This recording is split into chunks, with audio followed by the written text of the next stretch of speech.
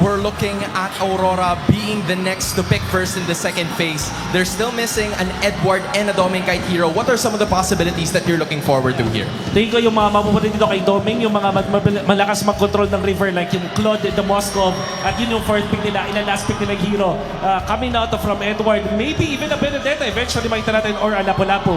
Sa Onicph naman, nararamdaman ko dito yung classic setup heroes ni Brusco, yung mga Cho. I think we will see that, and then the Clint naman para kay Savero. It's classic for Onicph, a little bit different for Aurora. That's it for us here at On Ground. What's up with the casters there? All right, thank you, Hans and Wolf. Some insights there. They mentioned the Cho of Brusco? I was thinking that maybe Wolf was speaking about Kirk surprising with a EXP Cho. Like a swerve. Like a swerve, yeah. That applies a lot of pressure. Again, that's why Aurora were thinking about picking up the Khalid. Because if Onicph end up with a pick that rotate out of the EXP lane fast, Khalid and even a Hilda is one of the few heroes that can actually deal with it. As expected, Onicph will take away one of the best options that Aurora could pair with right now in the R-Lot. We still have Clues on the board. Uranus is a fantastic ban as well. Low on the draft predict. But then again, you get a hero that can mess up a lot of the macros and the presence if Uranus was given to Onicph, so you take it out. Number one in the draft predict Onicph ban is actually a Sora, and I think we are on that boat. You gotta take out the Sora of your Onicph. Because again, Aurora didn't rush it in red 3. They're giving you the option to ban it out. That, or how is the Zhong not showing up? Because that also would ruin Onicph's lineup. That combo wombo. Yeah, combo wombo, petrify. Maybe that's something on the mind of Onicph. That's why they're taking their sweet time with this ban. Oh, they are expecting a surprise Paquito pickup here. Newly buffed. For Aurora, is that a smile of, hey, you just took away our surprise, or a smile of you guys are overthinking? I can tell it's been a long week for Aurora. You see Edward with a little bit of stubble. Yeah. They've been in the trenches, man, practicing for the playoffs here. I would too. If I was in their place, if I had that rough of a 2 months, I would too. This is probably one of the best things they can do too. Get that gold lane locked in for Doming-Kite. They get him the Claude. Naria Harris, it's a Claude. Yeah. I think Aurora know that Onicph would be too greedy if they go ahead and pick up something like a Harith right now. That's too much magic. They'd want to go physical if they're in the gold lane. Either go back to the YSS of Savero Or the Moscow. or the Moscow. Yeah. You can even go surprise with the Clint. Despite all of that dive, you have space creators for you. You can pair that Gord and the Clint together. You don't really need to match mobility per mobility, but you definitely can. In terms of the EXP for Kirk, again, something that can get out of lane quick. You can't pick up the Sora right now. I think you already see the Valentina. There's a chance to swerve. Lapu, Alice are going to be really good. Oh, they go for the Bruno. Okay. They get the glue, so Bruno counters Claude in lane. Ole. While glue is just the tempo breaker that Onicph PH needed a little bit more of in their team fight. Glue's enough to like be a distraction too in that front line. Go ahead and soak up if they need to. But also the Bruno tends to be what we've talked about a lot, being that counter pick into the Claude. We saw that work wonders in the regular season for the teams that decided to go for it. So they have a ton of damage for Onicph, and oh, there's the answer, Edward. He's gonna pull out the Benedetta. Prior, it was vintage Vinuya. But now we're going old school Mr. Consistent. Yes, sir, we are. Superfans, scan the QR code and predict the match winner correctly for a chance to win 1,000 MLBB Diamonds. This one is a heated way to start this best of 5. If you want to go a little bit more PH theme with that, you have vintage Vinuya. This is dating Dapadap. The old Dapadap, bro. Dating the padap. Yes, sir. Hey, that works. Let's take a look here one more time at the lineups. Again, we got our draft index here, but this is, what a way to start this. You know what, just to throw out to our global community, I spent the past weekend casting MSL Thailand. Yep. Aurora's draft looks very much like a KOG draft. A KOD draft. MSL newly crowned champions. Yes, sir. Hey, we've seen similar things even in MCT East Asia, man. So I've liked that we get to see all this on the global level, but now let's focus in on this as we jump into Land of Dawn and our battle, the international rivalry, the last one we'll see of Season 17. Day one already feels like a grand finals. Of course, Super Friends would want to pull yourself together as the Gord needs faster access to that flicker. Aggressive trades in the mid, as expected. The Khalid and Valentina together. Mid prio gonna determine a lot of the early wins. River control, very important for these two. Now with Glue going to Onicph, they have a slightly slower lineup. That's what Aurora's invading. Oh, forcing a flicker out of Brusco. And Onicph Philippines are on the receiving end of an orange gambit themselves. That projectile saved a life right there. That little stun kept them alive, but good thing. But they're showing aggression here in the early game already. Who is this team? What a jump by Light and Demon Kite. They draw first blood. He just paid for it. A lot of growth by Aurora here. They know their Benedetta is faster than this Glue. Again, that's why they invaded Orange, and they continue to invade. Brusco running through 3, stopping the invasion, but Demon Kite wants it. He's hungry. Do you want it? Do you want it? And he gets it. Oh. And they jump him. King Kong punishes the celebrity, and Light eats up one. Oh, fair enough. King Kong actually secured without a retribution. Yeah, he secured his own purple buff. He went in there with the space escape. Demon Kite falls. So Onicph get to defend the aggression of Aurora early. They lost their orange, but in the long run, Onicph actually won that long sequence. Yeah, it's Aurora doing things differently. It's not how you start, it's how you end. Yes. And that early sequence, as Remar said, goes to the super fam. First turtle, though. Who's going to take it? First turtle being up here. Both teams have some crucial level 4s. That was Yue taking the Mystic Gush, so he's got that for this fight. They're going to go ahead and start this turtle up, but Brusco will hold it here. Onicph can't rush it right now. Brusco doesn't have Golden Hour. Light not yet level 4 just yet. Kirk does have his mount if he wants it. Get half health on the turtle. They're going to go for this. Holding it. They take Light down. Getting the mount and everything thrown at him. King Kong looking for that angle, but DK will secure. Turtle 1 goes with the Northern Lights. Worthy sacrifice by Light. I'm sure he just wanted to get vision, but with him going down and Onicph committing a lot of their abilities. Wait! Dominic Kite up top! He's feeling himself, forcing Savero back. Multiple times in the season, Savero has had Dominic Kite's number in the gold lane with their little duos, but with the very first big trade, it's Dominic Kite who goes out on top. But for longtime fans of Dominic Del Mundo, aka Dominic Kite, they know that the strength of this jungler is, this gold laner is in the laning phase. Yeah. So if there's any time Dominic Kite will win against Savero, it's in the first 5 minutes. It's going to be a great series just already with these first 3 minutes of game 1. They have some time to go ahead and settle in, and now with a heck of a start for Aurora being on the more aggressive side, that could be enough to go ahead and start to set things in their favor. But one thing they do have to go ahead and take note of is, again, King Kong, despite all the pressure, it's pretty much fine. And that's going to be the case with a Harley like this. So, and I'm wondering, where do they find these little openings? Where do they find these little windows of opportunity for them? Also, because you have Brusco on the Marcel, so when you think you want to start with tempo, Marcel can be enough to kind of stop that from happening. Yeah, so Aurora have information that Savero is close to a minute away from getting his flicker back. He's at 50 and counting, less than. And so that's why Aurora would commit a rotation from Light to go Gold Crab so that Dominic Kite would be able to take it. Because they know that Savero cannot play risky and try to take it away. There's a cut by Demon Kite behind Savero. Does Savero know the pressure? Ill intent from the Northern Lights. 4 now. Dominic Kite with a blazing duet. And here comes the save. Golden Hour. Stolen. Gosh, where does it go? And it seems like they flubbed it. The jump, the flicker, the dive. Savero lives. Oh my God, Light! He's going to be the one to get punished. What a counterplay from Onicph. They went too deep. They went too deep. Brusco with the save. Aurora trying to take a page from Onicph's book with all this aggression, but it takes just a nice little platinum snap to snap Aurora out of their comfort. Oh man, that's exactly what I was saying. You want to set the tempo. Well, there's a Marcel across from you, and you saw how much value a perfectly timed golden hour can give to your team. And look at this, though. There is going to be a bit of a trade. Edward will grab some extra gold off that bottom side. They want to do it again. Dominic Kite, BMI through. Brusco again to the rescue, forcing a defensive rampaging sandstorm. My lord, the long con by Onicph. When everyone thought they were experimenting with an import, here they were using him as bait. Oh!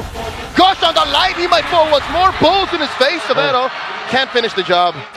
Aurora will be able to get away. But Onic, this is why they like the glue. It loses in the big overall rotations compared to the Benedetta. But when you see when it comes to the fighting, it's kind of awkward for the Gwyn, kind of awkward for the Claude, even for the Benedetta, because of all that tempo breaking. And that's just the Marcel we've seen most of it. We haven't seen Kirk for a lot of these big sequences. When it gets to that, Aurora might have some difficulty. Yeah, they're already having a little bit of difficulty in trying to deal with focusing on Severo, because Brusco's just been so well protecting him and staying on that side of the map if he has to, and that's one of the benefits of being able to travel fast as well. Again, that's just the Marcel. Oh, another one! Demon Kite barely gets away by the skin of his teeth.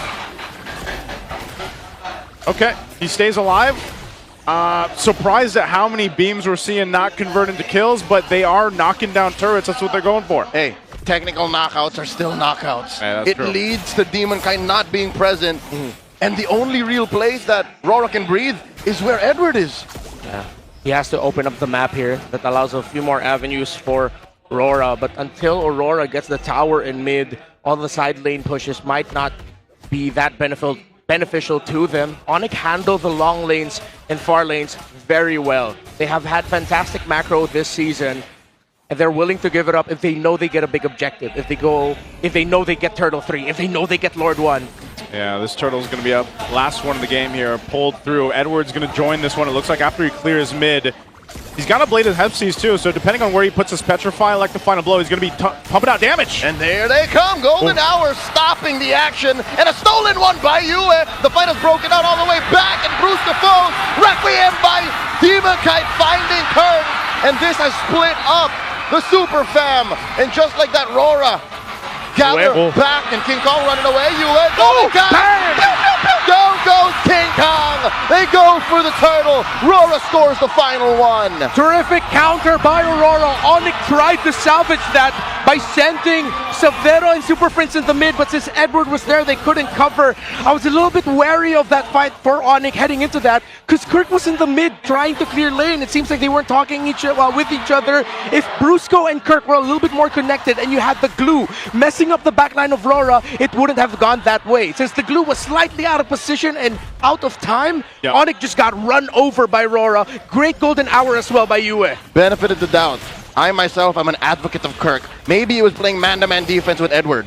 Maybe that was the wrong call. Maybe you shouldn't have done that. Yeah, because Edward's going to be hard to man-to-man defense against, just because of how much he can maneuver around the fight. Best case scenario, what do you get? You mount the Benedetta? Yeah. And then what? The Benedetta takes you for a ride away from your team. Yeah, Aurora gets to do whatever they want anyways. Yeah. I know Onic were thinking about the chance of Aurora getting a big team fight win and then getting their tower pushed in mid. But at that point, with Super Prince and Severo able to get away from that, they were all right. Oh, look at the damage being burnt down onto Severo. Onic, just like that, suddenly struggled to play proactively against Aurora. They're up 2,000 gold. Yep. Dominica getting this push up top. And the map suddenly turns red. Oh, he got an easy push on that tier 2 top turret. Dominica bringing that down, and you're thinking here for Onic. Oh, Shut up. Requiem, beautiful cast. This is defensive use of the Golden Hour. The answer as well, stopping them from pushing forward. Light, barely alive, gets taken down by a rolled projection coming from Prince. The Worldie came out in time as well.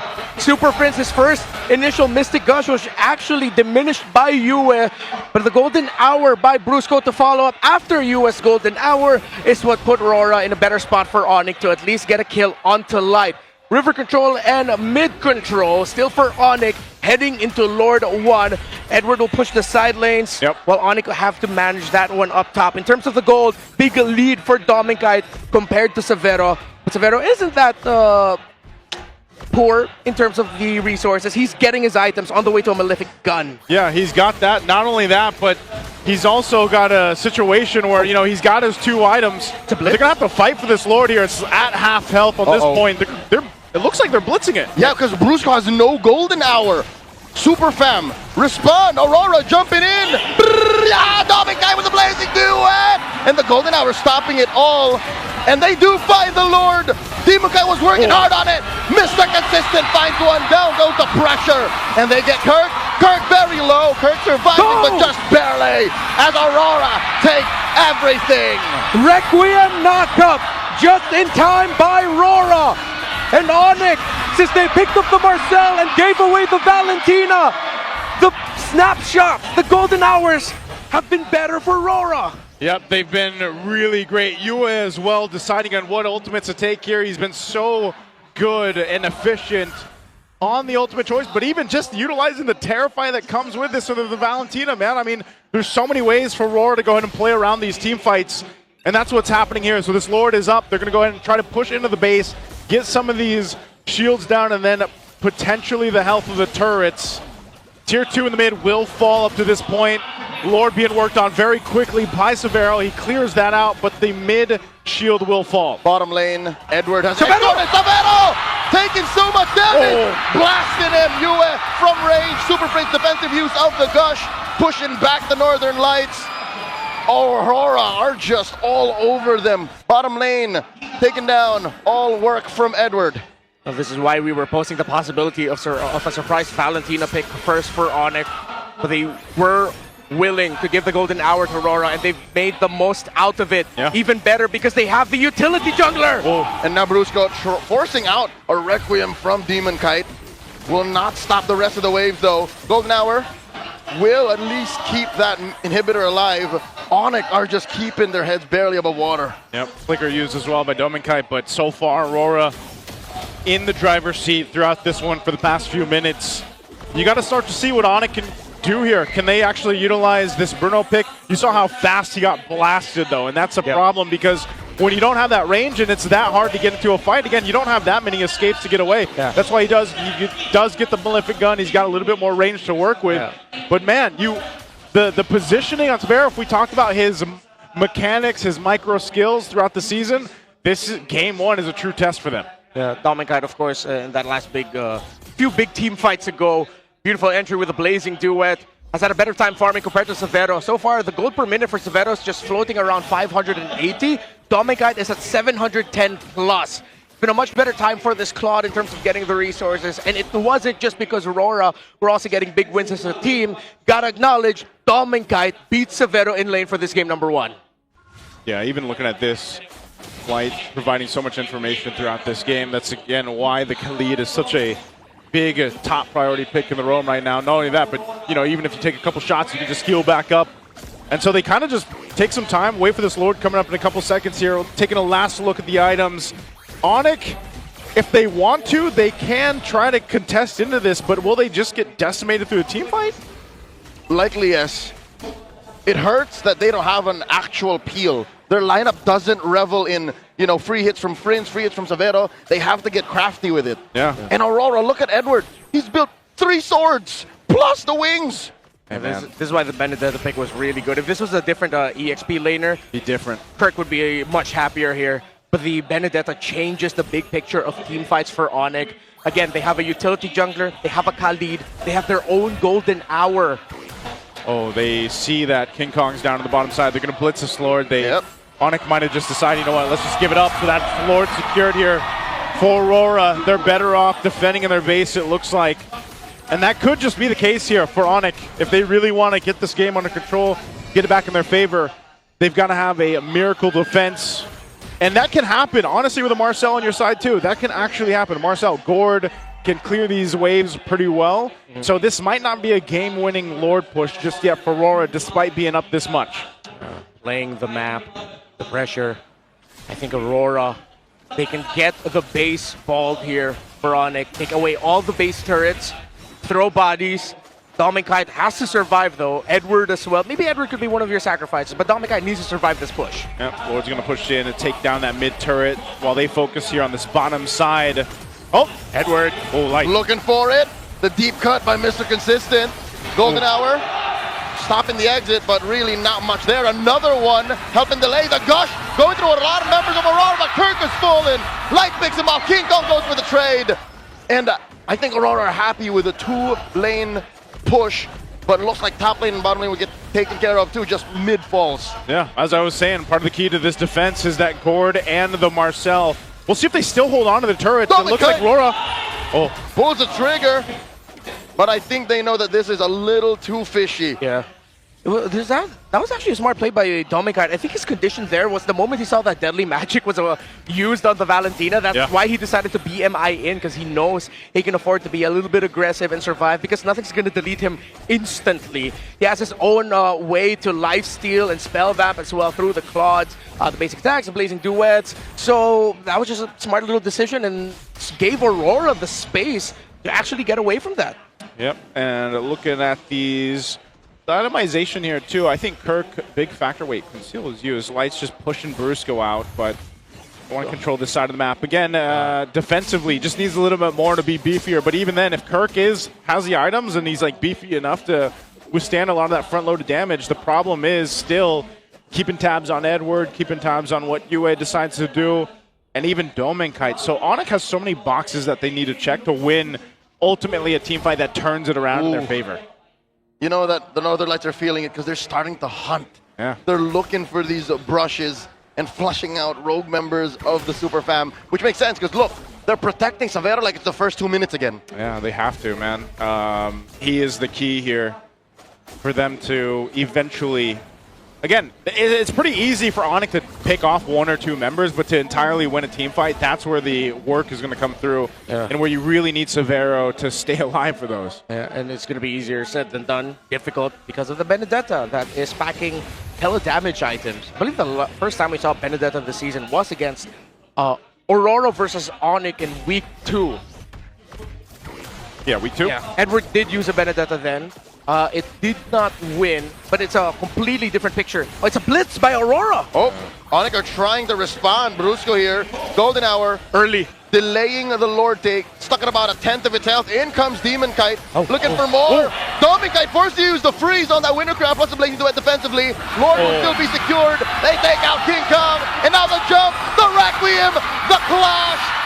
And Kirk falls, and they're not done. They're looking for more. Savero kicking bows, trying to stop him. Another knockup. Down goes Brusco. And Savero holding on. Maybe I can, maybe I should, maybe I shouldn't. It's just him and Savero left for defense.